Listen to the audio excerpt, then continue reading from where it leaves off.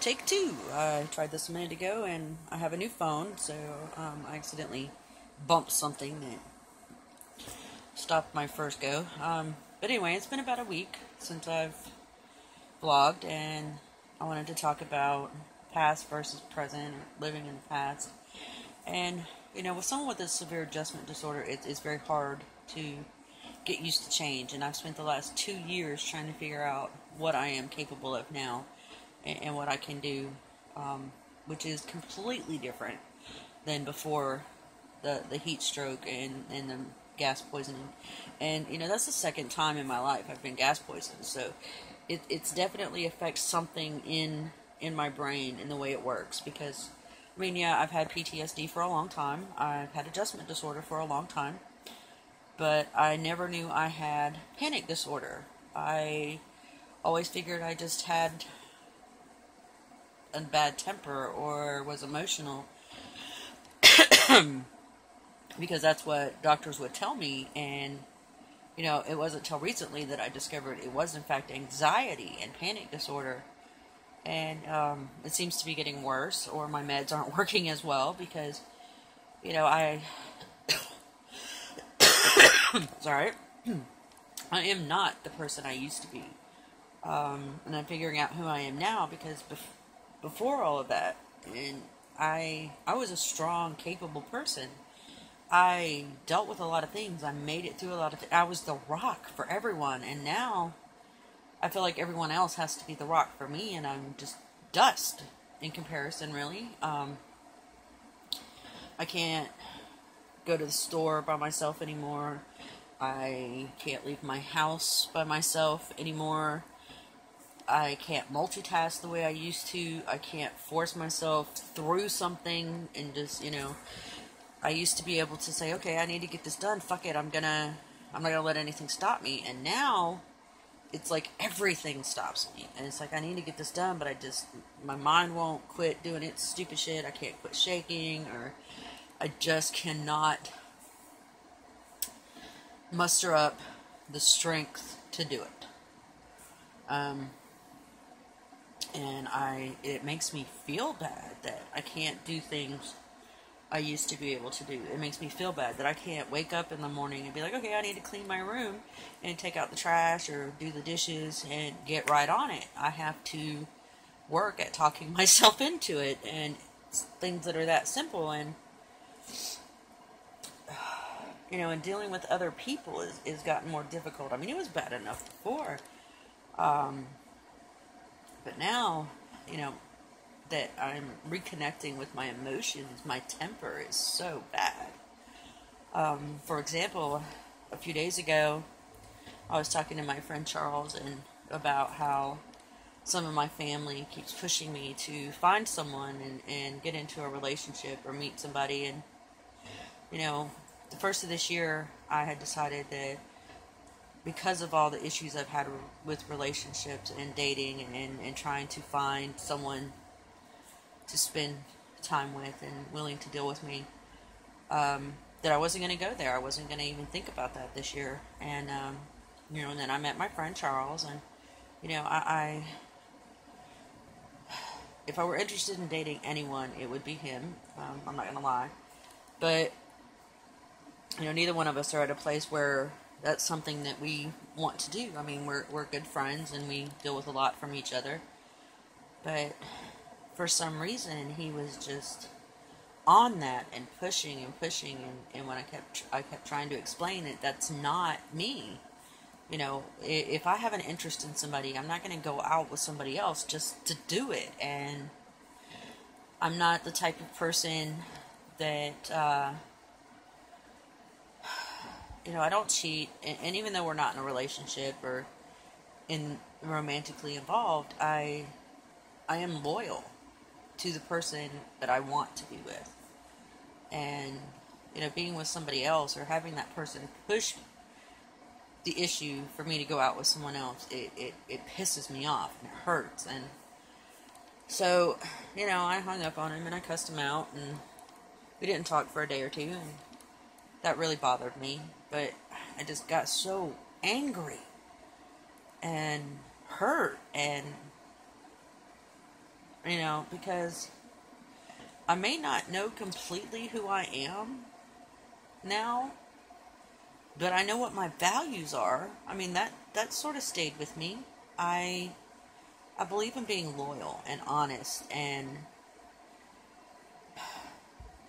I'm not the type of person to just date around because it's something to do or because I get lonely. I spent most of my life being with someone because I was afraid to be alone, and I'm not going to do that. I'm not going to have my family members set me up with somebody just so I have somebody to spend time with or hang out with or whatever, or go on dates with, because, let's face it, in this day and age, actual dates, where a couple goes out somewhere and does something special, just the two of them, doesn't really happen anymore. Today, it's all like, hey, we'll hang out at your house, we'll hang out at my house, we'll hang out at so-and-so's house.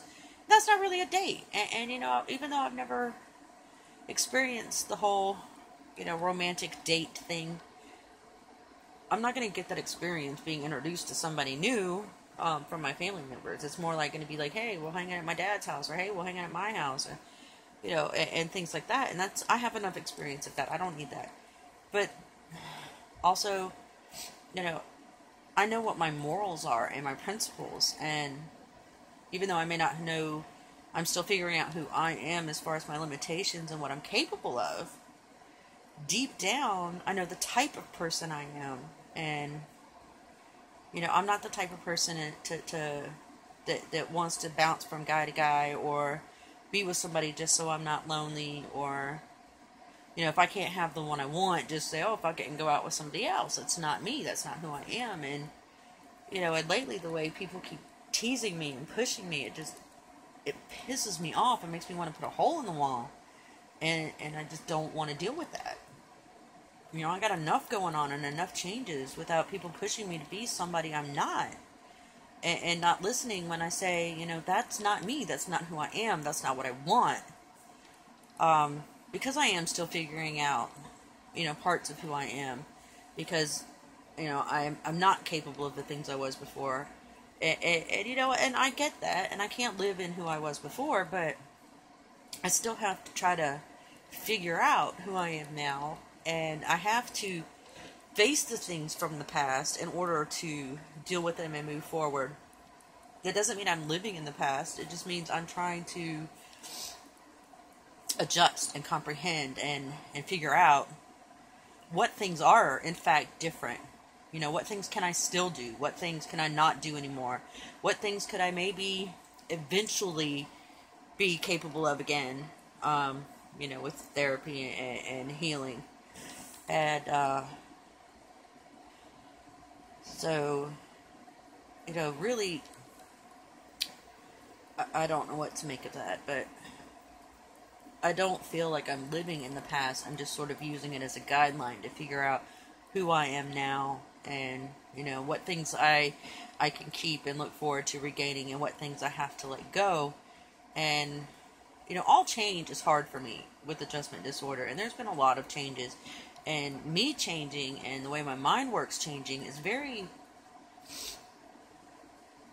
very difficult to figure out and deal with. And, I'm not very shaky today, so that's a good thing. I've had a good couple days spending time with my family and finally being able to get my graduation present for myself, hence the new phone, and feel like I'm moving forward, even in tiny little steps, and getting things done. But I've also been sick and don't want to do anything but sleep and just not do a whole lot. My head hurts. But I figured I needed to vlog about this topic because it just hit me as kind of important. And people that know they have a mental illness their whole lives are better equipped, in my opinion, to cope than someone who, say, suddenly finds out in their 40s or even 30s, you've been a certain way your whole life. It's not just gonna be accepted and okay, that sudden change and difference in what you're capable of. But, I'm fighting the good fight, and I'm trying to figure it out, and I'm taking one day at a time and doing the best I can with it. And I'm not trying to be perfect. I'm not trying to push myself past my limits like I used to. So it's not all bad and all good. You know, there's different things. I used to push and push and push until I exhausted myself. And, you know, now I'm more aware that I have limitations and that I'm not perfect in any way, shape, or form. And I never will be. And more of the people that I was trying to prove I'm capable to, they are more accepting of who I am now. And that makes it easier for me to not strive for that overachievement or perfection, and allow me to just be who I am in the moment, and try to figure out where I'm going, and what I will eventually be capable of. And, you know, my therapist recommended I continue these vlogs, and I'm hoping that it will help someone at least not feel alone, or not feel like they're the only ones struggling with these kinds of things. And, you know, yeah, it makes me really anxious to put my private life and my inner thoughts and feelings out in public view, but I am the type of person that likes to help others. So if what I'm doing helps at least one person, then it's all worth it to me. So, you know, if you're struggling, as Jared Padalecki from Supernatural would say, keep fighting. You know, always keep fighting. There's always something to fight for. And you are not alone. There are many of us that struggle, and even though it's not out in the open, we're there. You've just got to find us.